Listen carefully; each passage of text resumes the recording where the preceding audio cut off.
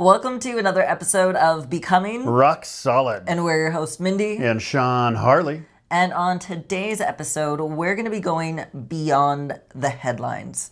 There's been a lot of recent news in the health industry, like word on the removal of red dyes and other things. Yeah. Taking fluoride out of the water in Florida. And some geoengineering headlines in the news. So let's dive in. I keep it rocking like promise. I'm way too turned up on a mission. Ain't no sitting in silence. It's too electrifying to shot. Find the muscle you're hiding hard off the pressure. I bring the pressure to the bitch. I don't ride and see me live. Get it right. Free your mind. We got some living to do. We bring it big from a karma, make them sick. You know he flexing when they ask you who you with. We gon' rep it for life. Rock solid, rock solid, rock solid. We becoming rock solid. All right, so in the news, there was some posts that I came across that apparently they are banning the use of artificial dyes. However, it turns out it's not exactly a ban. It is more like a push to phase it out over the next 2 years. So should we get excited over this? What's the deal? Well, let's take a look at what the headlines are saying here. It says the FDA has not opposed an outright ban on red dye 40, but there is a push to phase it out. In April 25, Health and Human Services Secretary Robert F. Kennedy Jr. and the FDA announced plans to eliminate 8 petroleum-based synthetic food dyes, including red dye 40, from the U.S. food supply by the end of 26. This is not a formal ban, but a, quote, understanding, unquote, with the food industry to voluntarily phase out these dyes. The FDA is also working to revoke authorization for 2 rarely used dyes, citrus red number 2 and orange B, and accelerate the removal of red dye 3, which is already banned in 25 due to links with thyroid cancer in rats. Yeah, so apparently it's not an outright ban. It's just a industrial agreement to phase it out. Wink, wink. You guys do this on your own and we won't have to come after you, which, yeah. I mean, seems kind of odd. But yeah, I guess there's evidence of it having problems or effects on ADHD with children, making them hyperactive.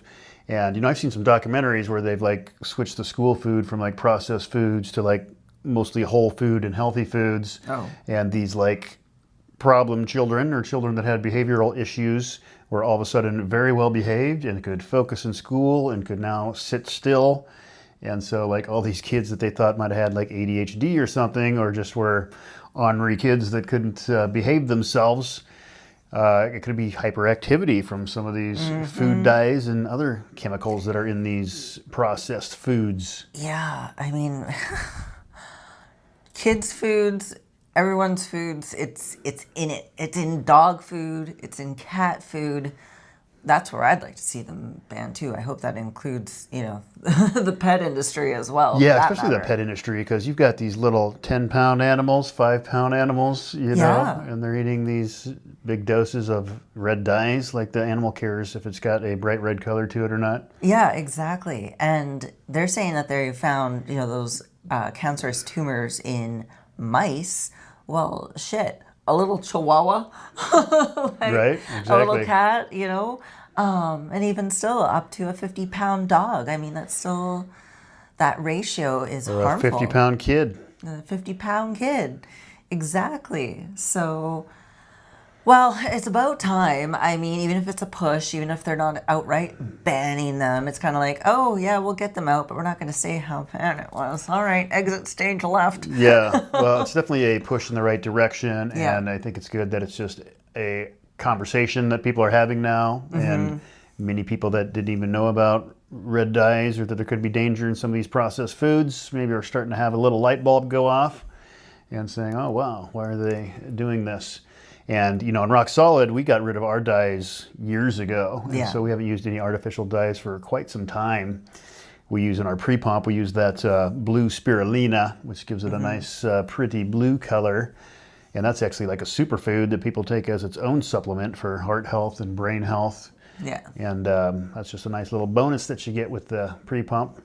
But yeah, in Durade, we don't use any colors, any of our proteins. No. We don't use any colors at all, artificial or natural. We just keep them the way they are. Yeah. So I mean, it seems unnecessary. is unnecessary. I mean, I'm not a child that needs to be wowed by bright colors in my drink in order to be motivated to drink it. It's just got to work. It's got to work. Yeah. It's got to work. It's got to taste good. So, yeah. So we'll see. I mean, they've got till like a year and a half, more than a year and a half, end of 26 to phase these out on their own. So we'll see what happens. You know, I'm curious to see if other supplement companies are going to be following suit because, I mean, there's a lot of supplement companies that are still using artificial dyes in their products. Yeah, artificial dyes, especially like artificial flavors, the ones that you see do those flavor collab. And that's because they're using their flavoring system. They have to. You're getting Fruity Pebbles, a collab or something. You're using a lot of artificial flavors. Yeah. And usually a lot of artificial colors in those too. Yeah, and the ingredient label is just, a laundry list. It's like a chemistry lab report. Basically, yeah. Yeah. So that is news headline number 1. News headline number 2, the other thing that apparently has been phased out is fluoride in Florida. Yeah, so Florida is becoming the second state behind Utah to have a statewide ban on fluoride. But it's not really a statewide ban on fluoride per se. It's another legalese, worded differently, I guess, but it's just adding additives to the water is the way that it's worded. Here, let's take a look what the headline says here. Well, here it says, Florida has passed legislation to ban fluoride in public drinking water, making it the second state after Utah to do so. The Florida House approved Bill SB 700, known as the Florida Farm Bill, on April 29th, 2025, with an 88 to 27 vote. Wow, a lot of people. The bill, which awaits Governor DeSantis' signature, does not explicitly mention fluoride, but prohibits the use of certain additives in a water system for health-related purposes, effectively banning fluoride. Okay. Yeah. So let's And hope that it does. health-related purpose. It was all about the teeth, huh? Yeah. If signed into law, the ban will take effect on July 1st, 2025. So yeah, supporters such as Florida's Surgeon General, they point to all these studies showing neuropsychiatric effects and lower IQ in children at higher exposure levels, and that its inclusion in water infringes on personal liberty. They cite alternative fluoride sources like toothpaste and dental treatments. And the opponents to the bill, The Dental Association? American Dental Association, American Academy of Pediatrics, and the CDC emphasize that fluoridation at recommended levels, 0.7 milligrams per liter, reduces tooth decay by 25% and is safe, cost-effective. And critics like Miami-Dade County Mayor argue that the ban will disproportionately harm low-income families who rely on tap water for dental health, potentially increasing cavities and dental costs. Oh, goodness. Yeah, here's the thing. I mean, maybe fluoride does help the teeth, but do I need to drink it when it's a known neurotoxin? Is not putting it on the teeth enough? I mean, we've stopped using fluoride in our toothpaste Yeah, for a while. quite a while ago.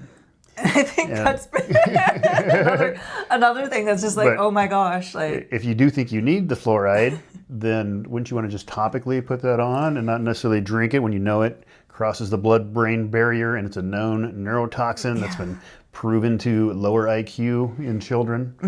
and I mean, even on the toothpaste box, it says, call this number. Call the if you poison swallow it. center If you if swallow it. ingested. And that's being ingested that says if you ingest this amount is usually way over the amount that even they say for safe levels and stuff. It's just, and you're consuming that with water, with your toothpaste. And I mean, honestly, no one should be drinking the tap water anyway. Yeah, it's in your water, it's in your coffee. If you're out at the restaurant, it's in your ice, it's in your tea, it's in the processed foods that you eat is all from this tap water probably. And the fluoride isn't like a natural mineral that comes from the earth. It is that, but the fluoride they use to put in the tap water is a waste product from the fertilizer industry. And the fertilizer industry had to find a way to get rid of this like toxic waste because it's like erosive, toxic What are they going to do with it now that it's been banned? Dump it in the ocean or something. Throw it in the river, probably. Oy, oy. Well. So, I guess there's, so yeah, fluoride, I mean, Florida's the second state that'll be phasing it out here, and I guess there's 20 other states that have legislation in the works. Good for them. To get rid of fluoride, so. Good for them. People's pineal glands may be opening up. Yeah, one by one. Yeah, and that's another part of fluoride is, I mean, you can go look these studies up, and they've done studies on pineal glands, and they've taken a look in the cadavers of like older people, and they've opened them up, and you can look at the pineal glands on these people, and it's like a calcified rock. Oh, geez. The over-calcified pineal glands from too much fluoride intake. Yeah, just totally knocked out their antenna. Yeah. So your antenna, and then it's also, you know, kind of your hormone center, Yeah. your melatonin, your cortisol, your daily circadian rhythm, and probably much more than we know. Mm-hmm. Yeah. Well, I mean, great news. Mm-hmm. It's great news indeed. Great to have that happen in Florida. So. Yeah. I've been waiting for that for a long time, for just fluoride to be a conversation among, you know, upper echelon politics, you know. And so here we finally have a state governor signing it. So pretty cool to see. Very cool. And you know, it shouldn't be a partisan issue, whichever side that you're on. I mean, it's a neurotoxin. Go look at the studies. Like, it's not about a left or right politician is pushing this, so I must love it or hate it. Yeah. You know, I mean, some of these topics should just transcend that. Yeah, I mean, it's critical thinking. It's a neurotoxin. Right there. Yeah, I'm going to pass on that one. So speaking of Florida banning stuff, I guess we're going to have clear skies in Florida and the sun's going to stay. Well, I've been noticing a lot more clear skies and like less trails across the skies. Yeah. But Florida is banning geoengineering in the skies. Which is pretty fascinating. Very fascinating. Yeah. Very fascinating. Let's take a look at that headline. In April 2025, the Florida Senate passed SB 56, which bans geoengineering and weather modification activities in the state.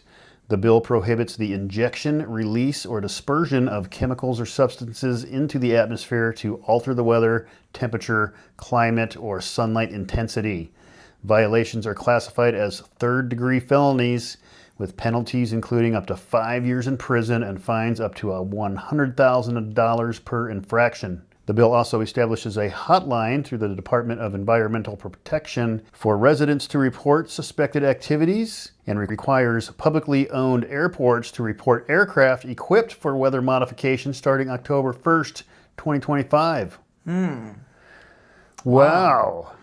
It's pretty crazy. Yeah, well, get out those flight tracker apps, people, and spot those planes. Yeah. Track them down. But yeah, I tell you what, I remember on January 1st of this year, I just walked outside on New Year's Day and just looked up at the sky in Florida, and there were just dozens of them. They were just zigzagging the sky, and there was just making trails all over.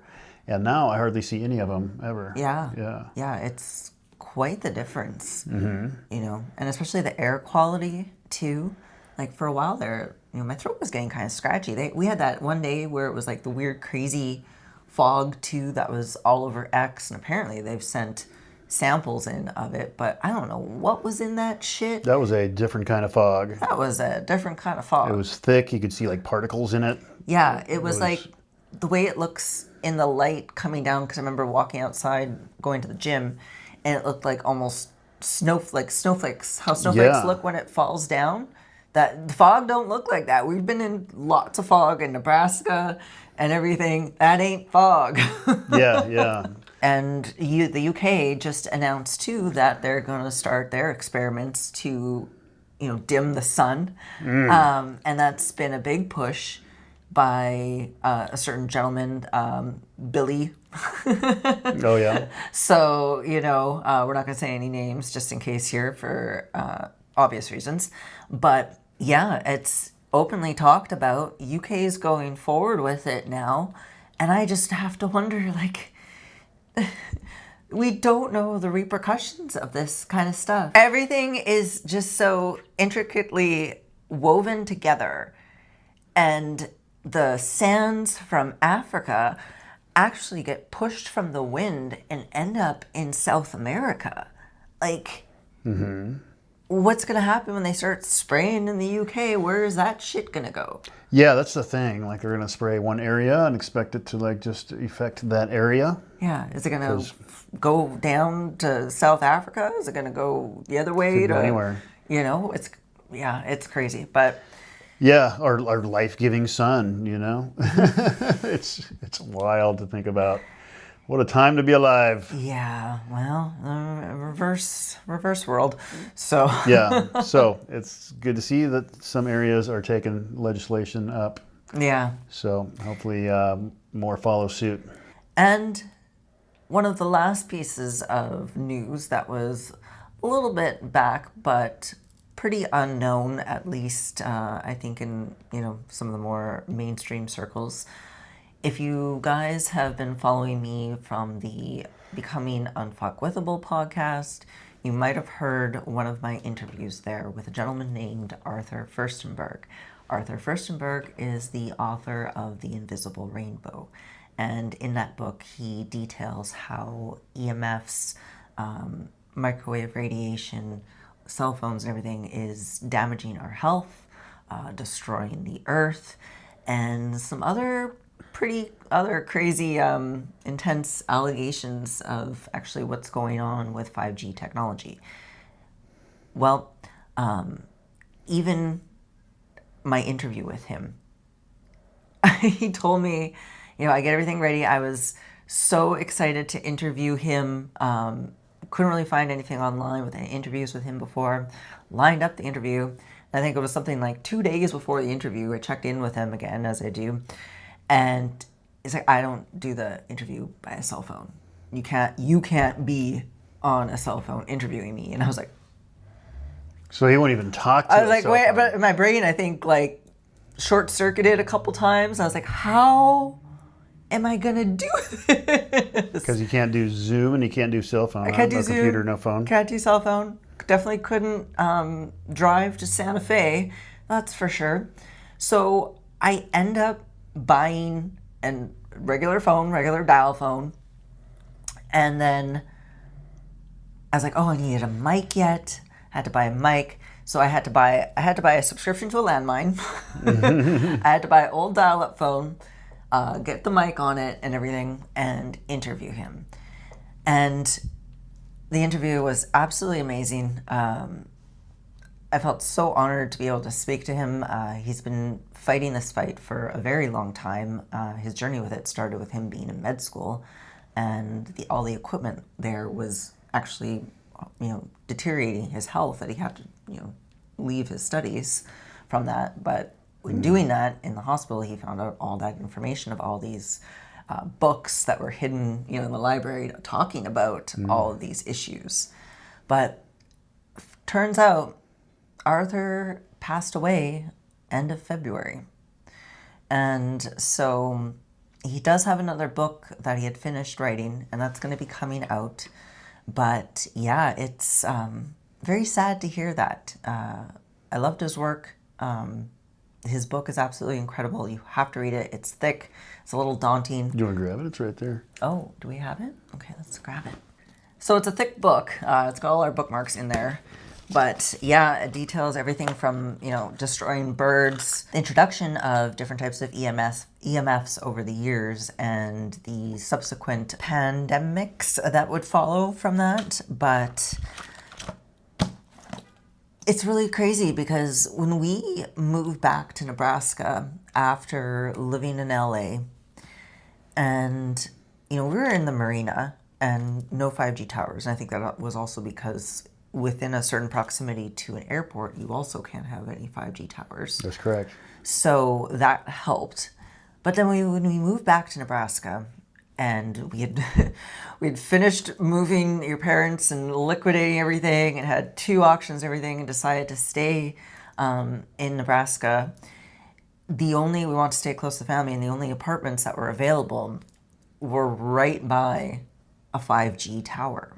So we're living in Nebraska, and we just moved into our new place, and I think it was like the first or second day, our fur babies, Duchess and Prada, we have a Bengal and a Pomeranian, and they had 2 health episodes, both of them. And Prada, kind of expected, she does puke up a bit and stuff. She's older. Duchess, totally out of left field that she did that and everything, but both of them almost at the same time, violently puking. And it's just like, what's going on? Then our health, foggy-brained, lethargic, intense ringing in our ears. Constant ringing in the ears, yeah. You know, and it was just like, but honestly, we were not even a block away from a ginormous 5G tower. And so when we're looking at this area in Florida, I had an app that shows you where 5G towers are and the cell phone towers and everything. Not one. And I think we're at least in like a 2 or 3 mile radius around us. Yeah. Not one. And much more densely compact with people here, too. Yeah. And so no more lethargic feeling, no more foggy brain, and definitely a lot less ear ringing. I think I do get some downloads still, but I think it's just downloads. Yeah, I do get some of the ear ringing, but who knows exactly what that's from. But it's not the way it was in Nebraska. No, not even close. And I think, that's just firsthand there of understanding that, it can affect you. We don't think about that, a phone is making a call and we're getting it and receiving it, and how that information is happening, and how are, the pictures coming in through the TV. We are made up of primarily water, and our cells are water, and this is a frequency that's going through your body. Yeah, and we exist in various fields of energetic patterns, right? And we are an energetic pattern ourselves, right? There's no real solid objects. Everything's energy. Yeah. And we put off a biofield, right? Our heart puts out like a 6-foot radius biofield around us, right? And so all these energies are crossing paths and whatnot. And there's a lot of research about being able to affect those different energies. There's patents out there and some crazy stuff out there. So it does make a difference. Strongly recommend Arthur's book, The Invisible Rainbow. If you have not checked it out yet, please do buy it in his honor. He has put so much of his time and energy into fighting the good fight on this, so please check it out. And please check out the podcast as well on Becoming Unfuckwithable with Arthur Firstenberg. Keep in mind, obviously, very rudimentary way of recording it. I think there's some cameo interruptions from Sean maybe a couple times. Oh, yeah. But, yeah. Well, I guess that about wraps up our Beyond the Headlines episode for Becoming Rock Solid. That'll do it for today. Thanks so much for tuning in. Don't forget to leave us a review, share this episode, drop us a line or a comment, or if you have any questions, give us a shout at info@rocksolidnutrition.com. Thanks so much for tuning in, guys. We'll see you next time.